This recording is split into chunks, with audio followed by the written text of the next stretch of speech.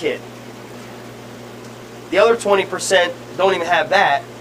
And then there's maybe 20% that have the trace element test kits.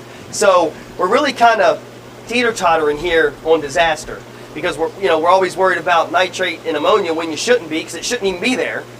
And you're not worried about trace elements, which should be there, but you're not worried about them because they're not as I guess, not as open and always talked about and always an issue. But the reason the parameters are such an issue is we have poor skills, poor circulation, poor filtration, not doing your water changes, you're overloading the tanks. You're throwing tons and tons of stuff in there and not having the right chemistry, which we're going over, the biological filtration going on to keep the nitrate and ammonias out. You shouldn't even be worried about them. They shouldn't even be a factor. You shouldn't have them. Once they spike and cycle out, they should be gone. I shouldn't have anybody come in here with a tank that's more than 6 months old and I do a test and the ammonia's green and the nitrate's red. If it is, man, and you've been doing it 6 months, I mean, somebody misled you, or you didn't listen to what I had to say, or you just, you're winging it.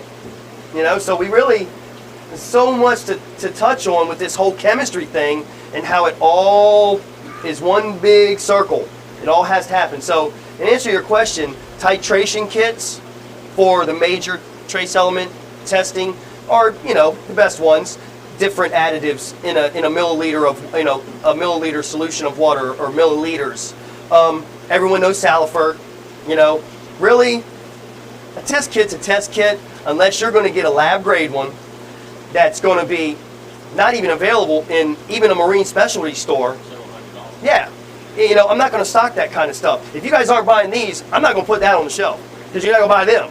But you're going to have me do it, so I'm not going to carry one in the store either, because I'm promoting people to come in and do it, when really what I want to do is promote you to do these tests at home and understand the whole biological process and how these trace elements need to be balanced out and how they factor in to the building blocks of the reef. And ultimately the parameters affecting the fish and all that, and that's a whole nother thing. So we're going to do fish too. So we'll start